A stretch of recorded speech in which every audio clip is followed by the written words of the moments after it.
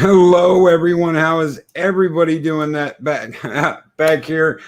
Oh, it's a great night to be here. We've got Chef back. Welcome, Chef. That was just for you, brother. That was just for you. Welcome back. I am joined tonight with Darth Haster. Want to give a shout out to Adiga Outlaw, Chris Persia, Psycho Dwarf 9, Robert Pearson, Sit Room, Crimson Mist, the Valkyries, Purple Lady, and Samantha Joe, Heiress of Chaos, Mark the Infinitely Tired. Mark, I had a lot of fun today, man. Lori Roberts, how is everybody doing? I saw a Mexican Iron Man running around here earlier. Where's Tortilla, man? Where's Tortilla? You have to bring Tortilla in here to hang out. Guys, thank you so much for being here tonight and for joining us. We got Chris Persia back yesterday. We got Chef Zilla back today. Guys, this is awesome. The band is back together. Starry-Eyed Girl will be here soon. That troublesome troll has been taken care of. So, yes. James and Andrew Morrison, hello. How are you doing, sir? Welcome. Welcome. So, I am joined tonight by Darth Haster. How you doing, man? I'm doing good, Loki. How are you? I'm doing great, man. I'm doing great. I cannot wait to get this thing kicked off. 7 Kinds of Mischief. Yes, it has been renamed. I know I did not get a chance to redo the entire intro yet. That was the best I could do on short notice, but it will be new on Thursday. So I will make sure it is ready on Thursday. I've also got updates coming to the famous outro that everyone has loved. Thank you guys so much. That was so fun to do. I got to get Darth Haster on there and I've got to get Nina on there. So that is coming. That is in the works. So, man, tell us a little bit about what you're doing. I know that you've put out some content and you've been on YouTube a little bit. Just tell us a little bit about what you're doing. Well, everybody, everybody knows I'm Darth Haster, and I'm a Lovecraft enthusiast, video game enthusiast, kind of a movie buff, and random trivia enthusiast. But what I'm doing on my YouTube channel is basically pointing out references of H.P. Lovecraft's works in video games and movies, and directly referencing them with the writings. Cool. And let me really quick welcome Mexican Iron Man and the little Bambino. Bambino, the name of the dog is Bambino. I thought it was Tortilla. Brother. What's his face? Whatnot. Good evening, Shadowcat. Good evening, Trey from Max World Entertainment. My brother from another mother. Greetings, sir. Jedi Bill 797. Rambling Canuck. Guys, thank you so much for being here. And make sure, guys, that you check out Trey's stream. I will have a link for you guys real soon. But Trey is going to have an epic stream coming up at 8:30. And that is going to be killer. I got it pulled up right here, 8:30 p.m. Central Standard Time. I'll throw another shout out before the show's over tonight. Man, you guys, thank you so much, all of you, for being here. I know we had a time change. I know things are changing up. Robert Pearson, I'm so happy to see you. It's not too late to watch. I know. It's not like, 3 o'clock in the damn morning for you. So you are a Lovecraft enthusiast, Darth Haster, and I've seen you a couple of times on Rambling Canucks karaoke. Yes, and that was actually fun. You and Butterfly. Who's Butterfly? Yeah. Tell everybody out there if they don't know who Butterfly is. Butterfly is my my fiance. She's one of probably the most kindest person I've ever met in my life. That is awesome, dude. Truly the light to my darkness. And how long have you known each other? We've been together for, I want to say, what, 6 years now? Oh wow, that is absolutely awesome. How did you guys? 7th year? Wow. 7th year.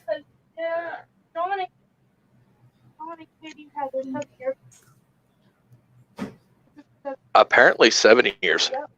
Nice. That is absolutely awesome, man. And you guys look like everything's still awesome. Yeah. Absolutely awesome. So, dude, tell us a little bit about the name. How did you get the name Darth Hester? Darth Haster. Where should I begin? Probably at the beginning. I would say,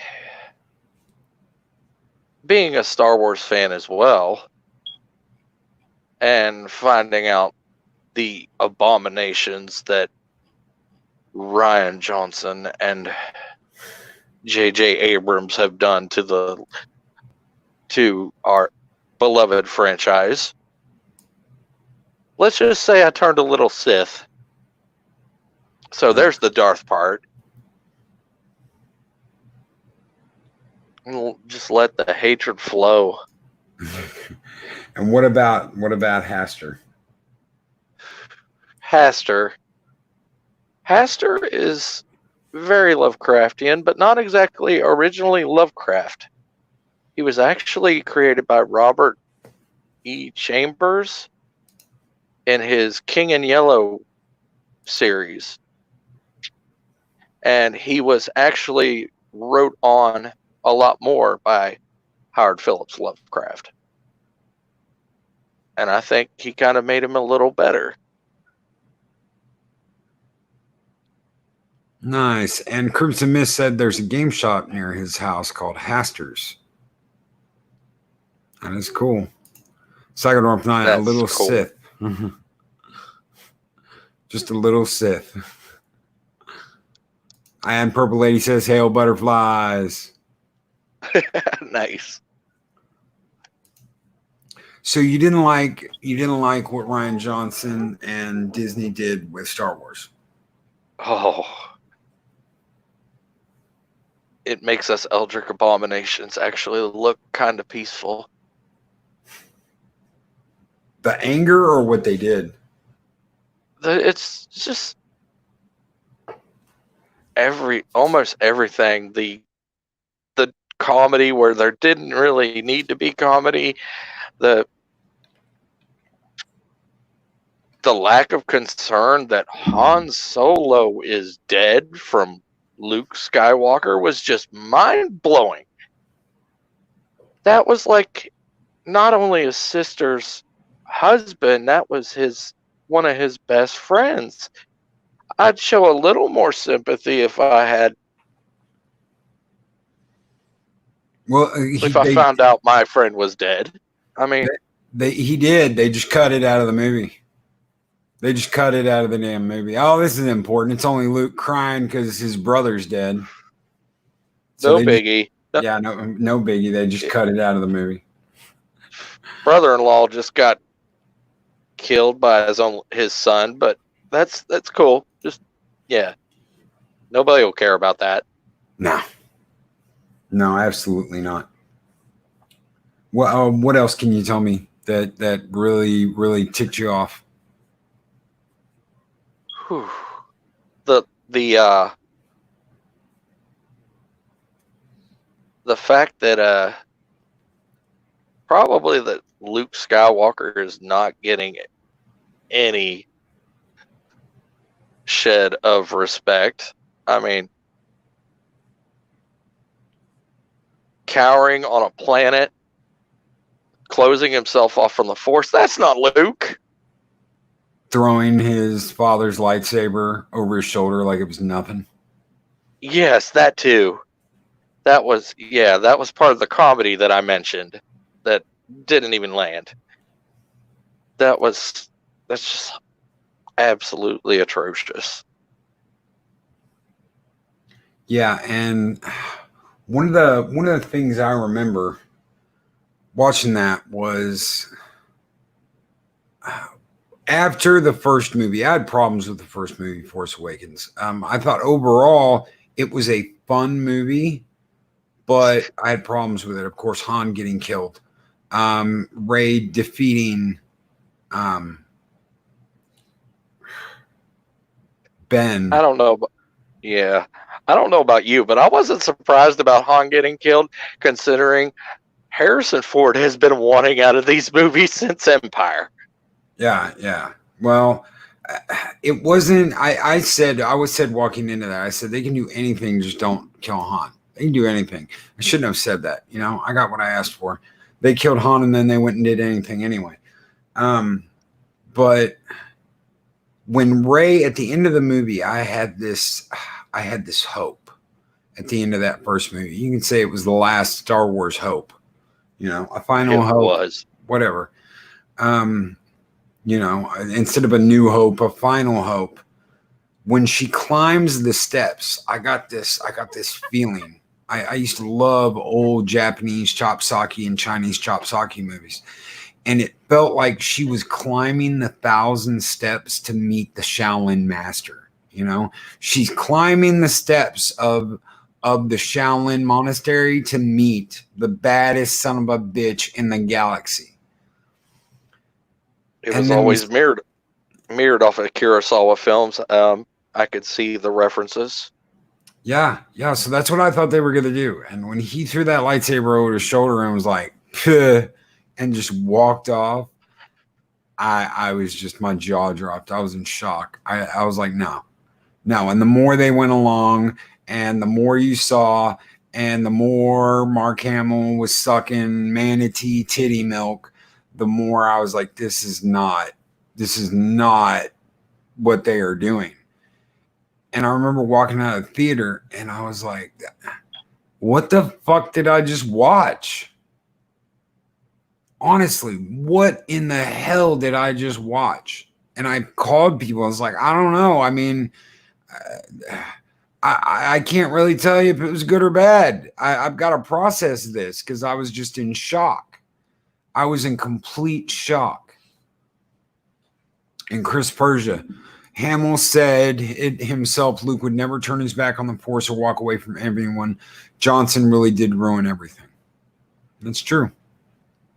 He did. Absolutely. He just butchered it and packaged it for our bemusement, I should say, because it was just an absolute travesty of what us fans of Star Wars were expecting. And the disrespect of canon, how the Force works, how hyperspace works, that was even laughable. So let me ask you something. A lot of people say Rian Johnson kicked this off. Some people say that it was J.J. Abrams. Do you think if Abrams had done the second movie, that it would have made more sense? It would have held more? Or do you think that it was doomed from the get-go? I am curious to see if actually J.J. Abrams would have done better. I kind of like J.J. Don't get me wrong. He's kind of made his bed right now, but I like J.J. I think if he would have done it, if he would have done the second movie, it probably would have had a more cohesive meld, and we wouldn't have got what we got. I'm pretty sure of it. They should have just stuck with JJ the old way, but no. Well, I heard something, and this was back after what was it? The Last Skywalker or the Return, the Revenge, whatever. The Rise. Ugh. Dude, I can't even keep track of that crap because I have absolutely no interest in it. I watched it once and I was done.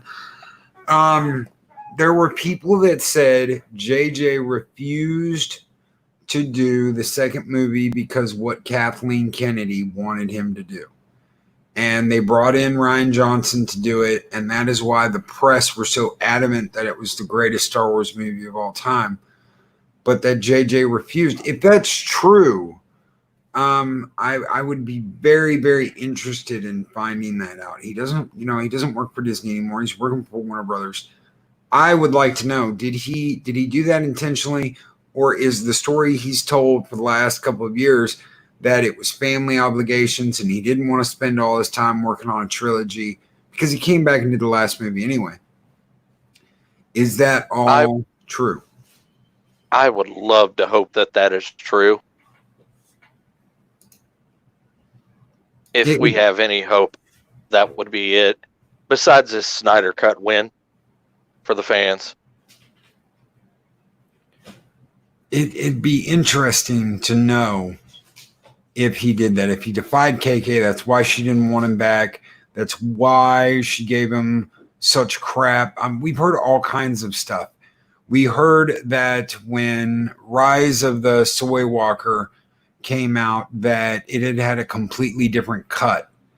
That Disney, basically the executives, including KK, chopped that movie up to hell and repackaged it, and it was not the movie he made.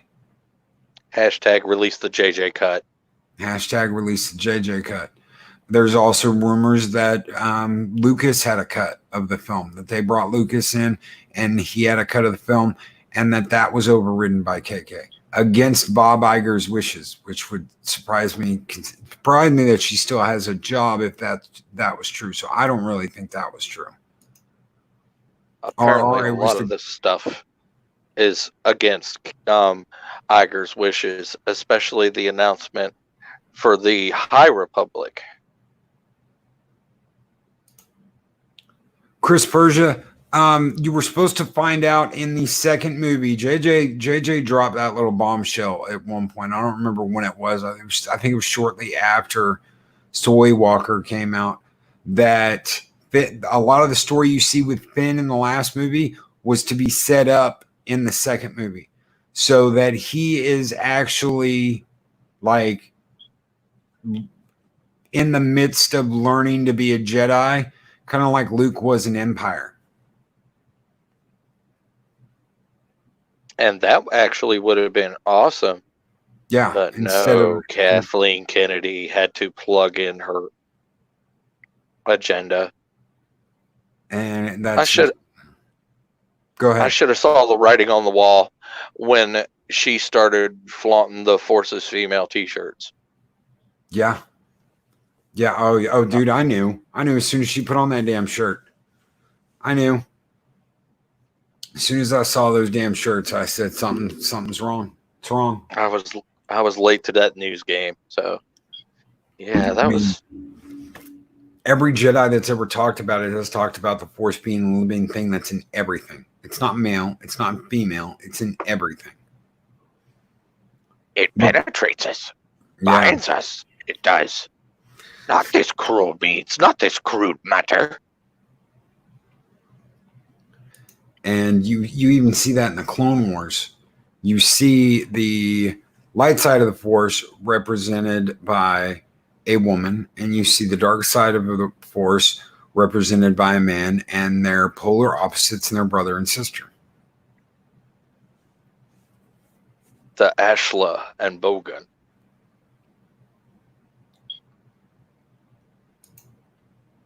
So, what do you think they could have done different if they didn't want to change?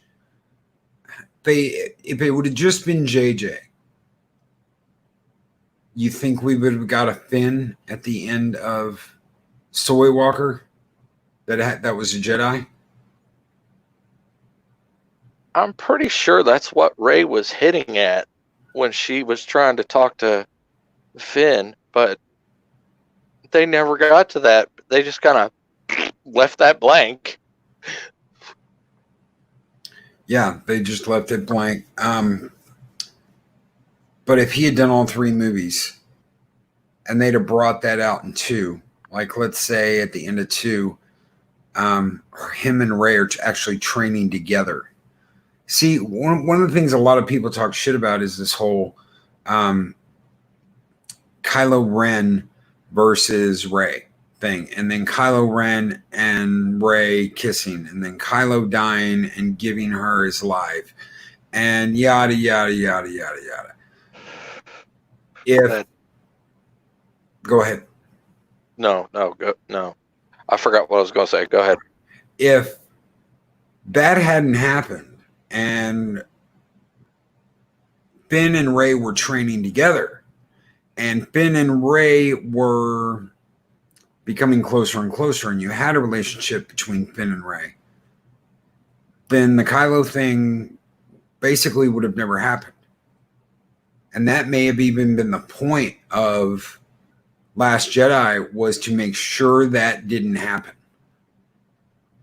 That way, this evil guy, Ben Solo, that murdered younglings, murdered Luke's other students, murdered his father, tried to murder his mother, murdered countless members of the Resistance.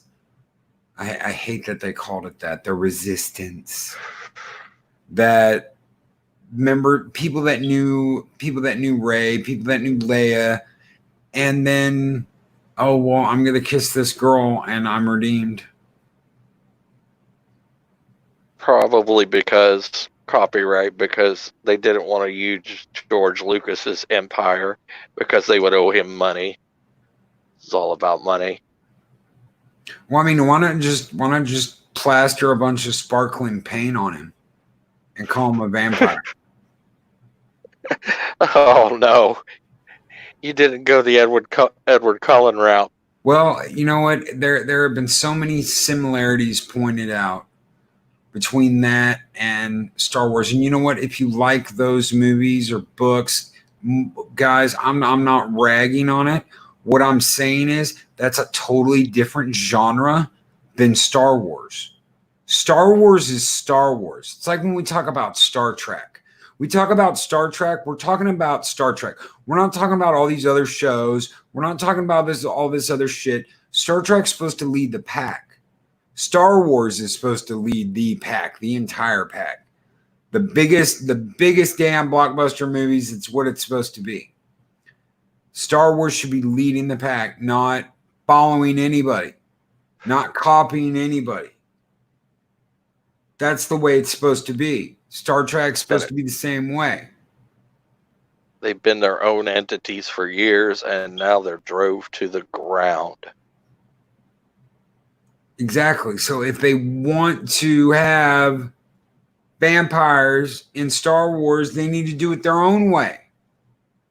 They don't need to do it like this. They don't need to try and copy another franchise, which is what they did. I've heard all kinds of shit about this. I've heard that Kathleen Kennedy, this is her own fantasy. This is her fantasy in film. This is her fantasy put to film. Not the world's, but hers specifically.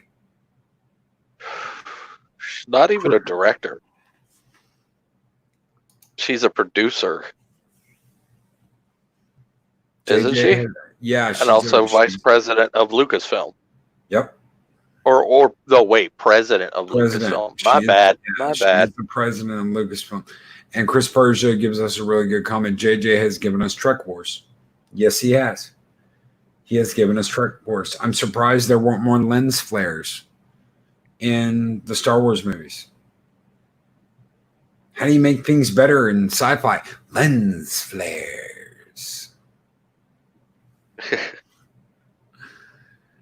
RR says if their concern was money, they should have focused on making the best trilogy ever. The money would have followed self-inflicted destruction. Here's the problem, RR.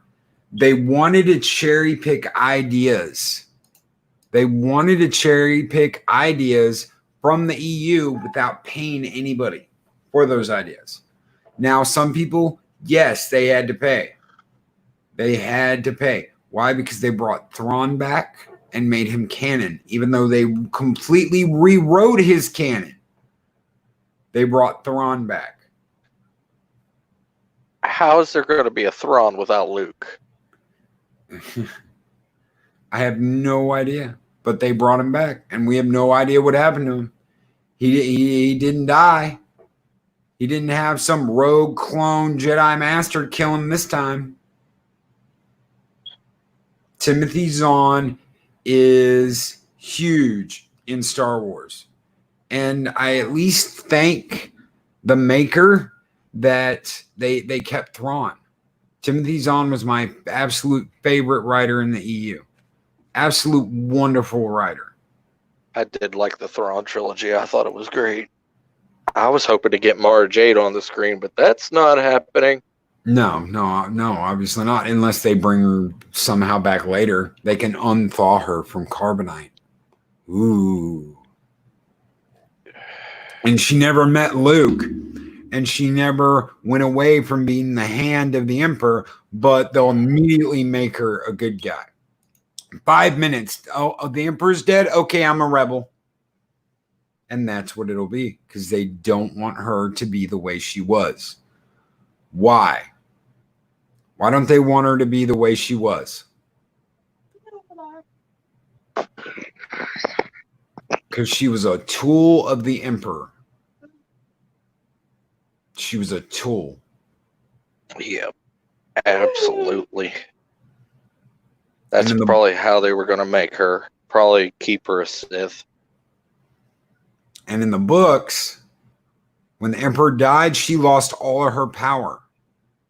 That means a man was directly responsible for everything she ever did in the books until the Emperor died.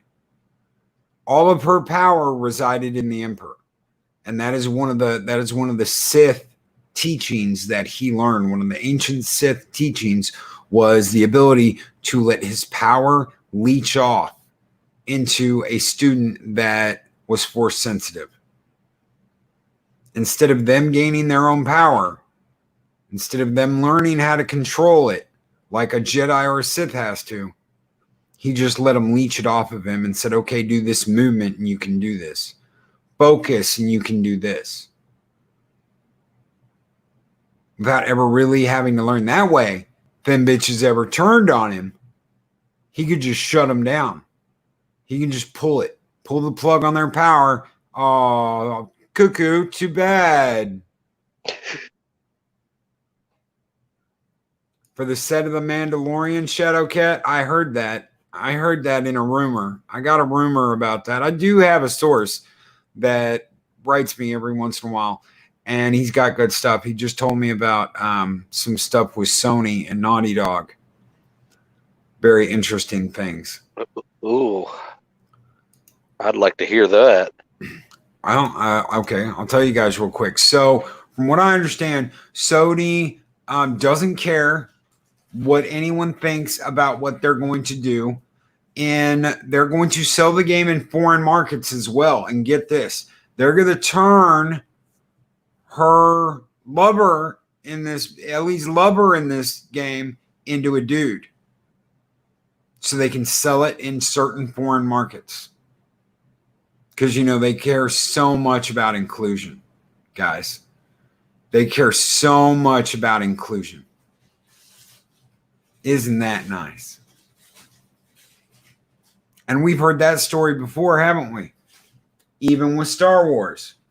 How have we heard that story? Look at what they did to Finn on the Chinese posters. He's like a quarter of the size he was on the American one. They make him like a little nobody on the poster. And there were a couple of posters I believe he was completely removed from and replaced. Why? So much for inclusion. Yeah, exactly. So much for inclusion.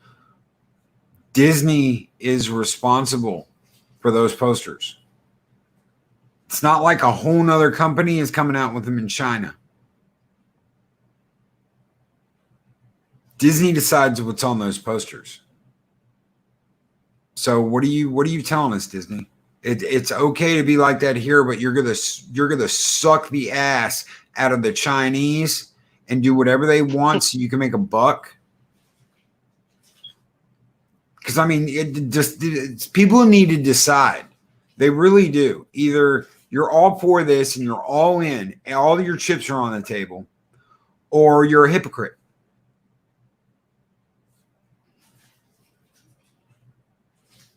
Yeah, this Chris is cracking me up with this comment.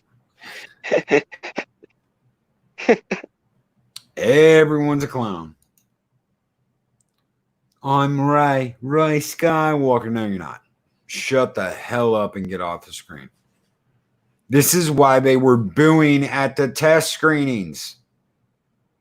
Exactly why. She didn't earn that. Absolute blasphemy. Far from it. Far from it. All she did was take something from a guy. Where's the message there? Okay, so you've got a guy that tortured you, killed your mentor, killed a whole bunch of your friends, tried to kill his mom, killed his dad in front of you, and you're going to kiss him and get all hot and bothered over him and watch him treat you like shit. Huh? What's the message there? What is the message there? What is that all about? Purple Lady, cash. That's the message, cash. Is that what it is?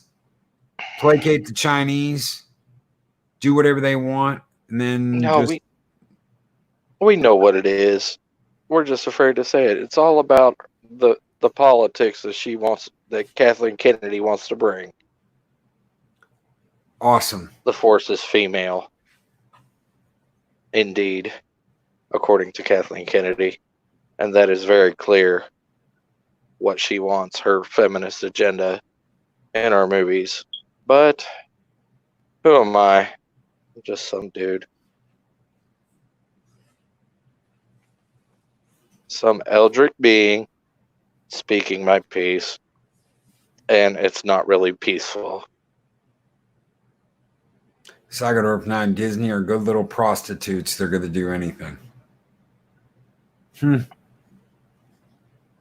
I cannot argue with that. In any way, shape, or form, there's nothing to argue with about there. Let's burn down the observatory so this never happens again. Mr. CCDV. Mark the Infinitely Tired.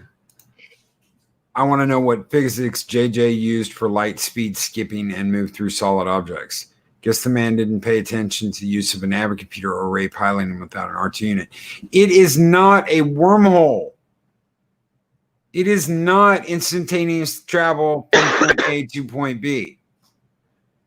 It functions very much like it does in Star Trek. You are on another level of subspace, flying through subspace. You still pass by solid objects. And anybody that argues that, and I've seen dumbass fucking people argue that, all you have to do is listen to Han in the very first movie. Get too close to a star, bounce off of a supernova, and that will end your trip real quick, won't it? Why does the song by 311, Beautiful Disaster, come to mind?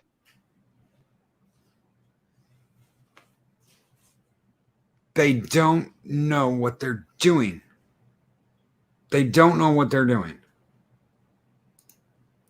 Nothing. KD Star says, nothing like a bad boy. Look, it's character dynamic and flaw. Love someone who doesn't worthy of you because you can change him with your love. Oh, no. This is not fucking Sleeping Beauty.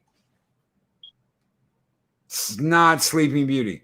This is not Edward Cullen. This is not other things. This is Star Wars.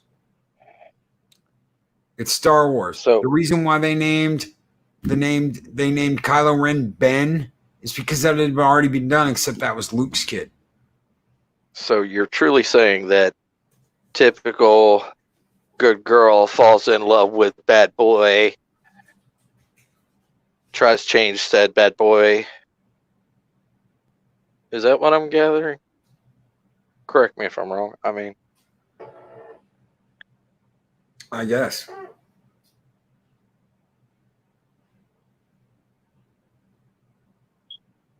kills bad boy out of love. And yeah. Yes, Heiress of Chaos. Star Wars isn't Sleeping Beauty and Twilight. No. No, and like I said, guys, if you like that stuff, more power to you. I'm not here to tell you what to like and what not to like. I'm just here to give you my opinion. Oh, I know, Kathia. I know. I know what you were doing. I know what you were doing. I didn't think you were condoning it. I know exactly what you were doing. It sounded like I was saying that. No. No.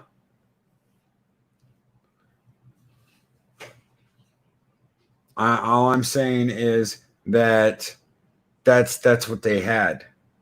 And that was the dumbest ass idea ever. Hold on. And Josh, the amount of go ahead.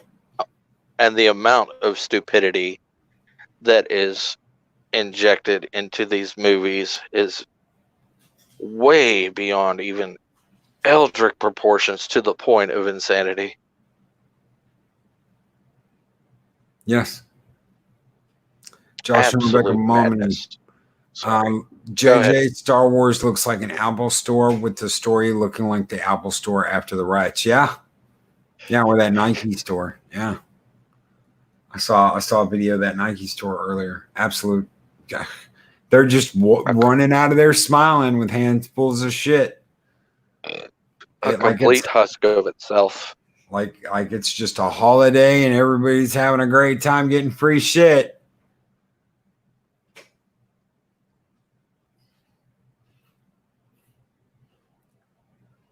Yeah, Psychodorf 9, they made Star Wars bad fan fiction. They absolutely did. They absolutely did. She had to have pulled that stuff from some kind of fanfic website or something, because I don't even think she's really that smart to think of that herself. I mean, she's been riding the coattails of Spielberg and Lucas for years. Oh yeah, this was her own fan fiction. If she could write a Star Wars story, this is what she'd write. And I really think JJ was like, I don't want it. And then they gave it to RJ, and RJ was dumb enough to do it and smile about it and defend it and call everybody man babies. He retracted that after the Rise of Skywalker, though. Oh, shit. Robert Pearson. I heard a Target got hit in the riots, and when the dust settled, the store had more Star Wars merch than what they started with. Damn. That is the best news I've heard all day. Oh. Damn. That was like Clint Eastwood. That made my day. Yes. Are none of the new characters had any growth development? They were treated as props, not meaningful people that the audience could bond to and be invested in. And that's why we couldn't relate to them, because there was no development. There was no development. You know, I really liked the idea of Finn. I did. You know what? I liked him throughout most of that first movie. Me too. He had the coolest storyline. There are so many ways they could have taken that. The First Order guy going rejecting the First Order and becoming a rebel resistance member, or should I say? Yeah, they could have went so many ways with that, but they just didn't. And he had one of the best arcs, I think. But so much for that. Thank you, Kathleen. Crap on our childhoods yet again. Josh and Rick Momney, Finn is the single greatest wasted opportunity in the trilogy. Yes, he is. Yes, he is in that entire trilogy. He is the He biggest had wasted opportunity. so much potential, so much wasted potential there. It is maddening how much potential was wasted with Finn. Another major thing was no camaraderie and tension in the main characters. No, and I'll tell you what. I'll tell you what could have been really good, guys. I'll tell you what could have been really good because I thought about this and I thought maybe this might happen. If Finn is a Jedi, if Finn's going to have the Force, this is what they could have done. Give him a little something at the very end of the first movie. Just something. Just something. Give him something. When he fights Kylo, he accidentally force pushes something or something and is like, and then Kylo just wrecks him, right? At the end of the movie, they have him back to tank because no, it doesn't take all that time to, they put him in a back to tank. At the end of the movie, he leaves with Rey. Him and Rey go find Luke. They tell him, hey, we're Jedi. He trains them. At the end of Last Jedi, Rey leaves with Kylo. Finn's the only one left. You've got Rey and you've got Kylo. Rey turns to the dark side, and in the end, Finn turns her back. None of this. We're gonna love our way out of this shit in the second movie. He turns her just like Luke turned Vader in Jedi. He turns her back. If that would have been true, that would have set it up for maybe if they did want to push that love angle, which they probably really, really wanted to, they could have done that in a whole nother trilogy. Again. But no. Nope. That did not happen. And Finn should have been an elite. Finn should have been like a death trooper. I'm not talking about this regular dressed up in white shit, this bumbling idiot they turned him into. Finn should have been an elite badass that was like, I can't do this. We're shooting civilians. We're shooting innocent people. I'm bad.